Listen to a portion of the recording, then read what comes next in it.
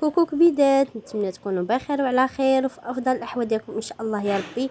فيديو جديد اليوم ان شاء الله نشارك معكم بريوات ديال اللوز، كيجيو غزالين بزاف بزاف، غينجحوا معكم من اول تجربه.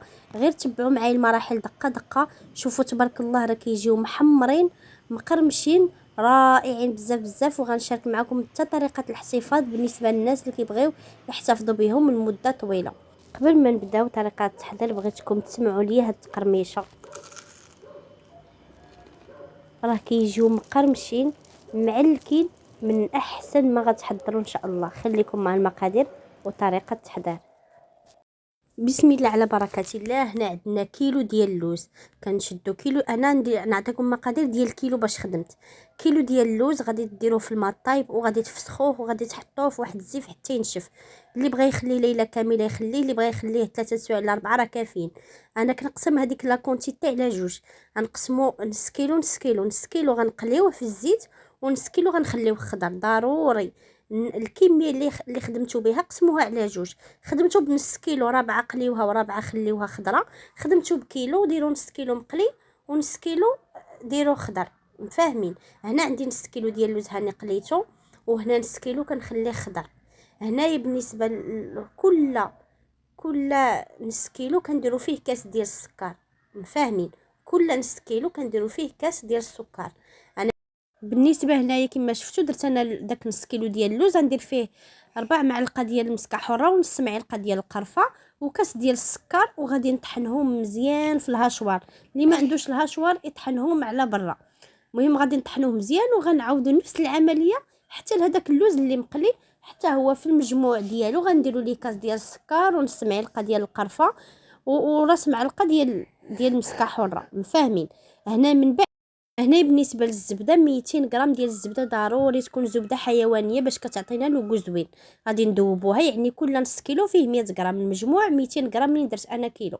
هنايا غادي تعجنوا ليا، تاخذوا واحد البانيو اللي يكون كبير باش يساعدكم دمجوا مزيان داك اللوز اللي خضر مع داك اللوز اللي مقلي، دمجوهم مزيان وتخدموهم. هنايا راه زربت انا الفيديو، راه عطيتهم الخاطر. بالنسبه هنا باش ما يجيش الفيديو طويل انا كنزرب الفيديو كما شفتوا. من بعد غنبقاو نعجنوه مزيان حتى تجمع لينا، ينسجموا لينا دوك اللوز اللي خضر ومع اللي مقلي.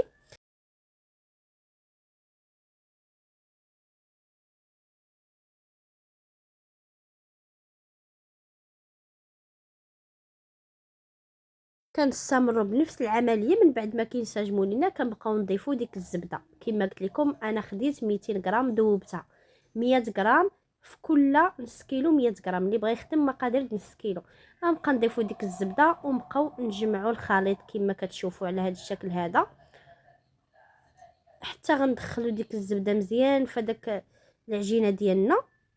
وهنايا اخر حاجه كنضيفوه هي مزهر البنات. عندنا 10 ديال المعالق كبار ديال المزهر في كيلو ديال اللوز.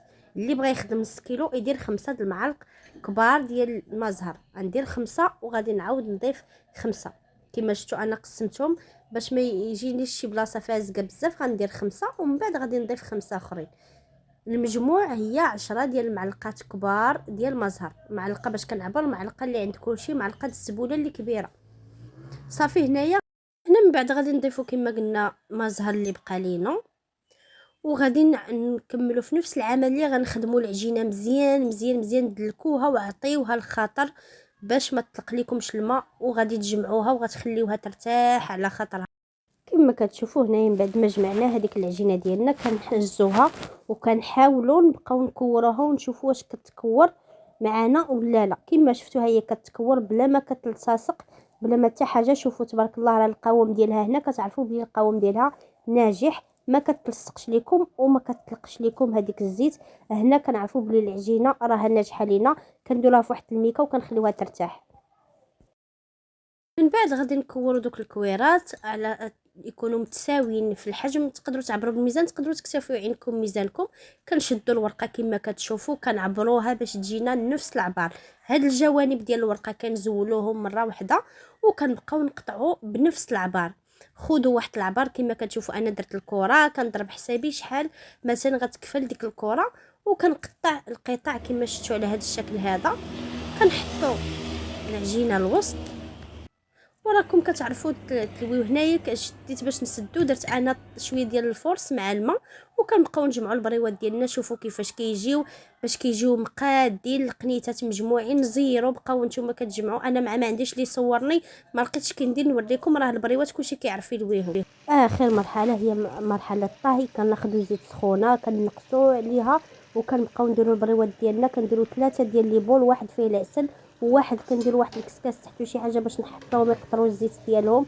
وكنبقاو نحركوهم بشويه ونخليهم يتحمروا على خاطرهم حتى ياخذوا داك اللوين بحال البرتقالي، باش ما يجيوكمش، باش ما يتحرقوش ليكم. كيخصهم لون خفيف.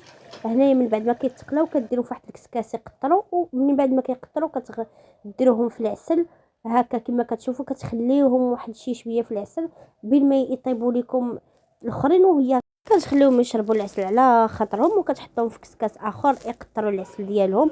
وكتبقى اخر مرحله هي مرحله زينهم باش ما بغيتو. انا وحدين خليتهم، اللي بغيت نحتفظ بهم في المجمد كندير لهم غير العسل بوحدو، وكديروا فواحد السوبيره اللي تكون محكمه الغلق كتسد مزيان. ولا من الاحسن لويو ليها السلوفان عاد تسدوها. المهم خصها تكون كتسد مزيان باش ما تدخل لكمش الريحه ديال اللحم ولا ديال شي حاجه. الا كانت في الفريغو راه كيبقاو مده طويله، كل ما بقاو في الفريغو كيبقاو مزيانين مقرمشين. وانا هنايا درت لهم شويه لوز ايفيلي، شويه الزنجلان، هادو اللي بغيت نخليهم ناكلوا منهم دابا. والاخرين راه درتهم في المجمد، راه كيجيو بناني بزاف بزاف رائعين، فيهم واحد التقرميشه رائعه بزاف بزاف. جربوا هادشي اللي قلت لكم، تبعوا المراحل دقه دقه، ومتاكده مليون في المية بلي غادي يصدقوا، غادي تستغناو على الشراء ديالهم بالمره.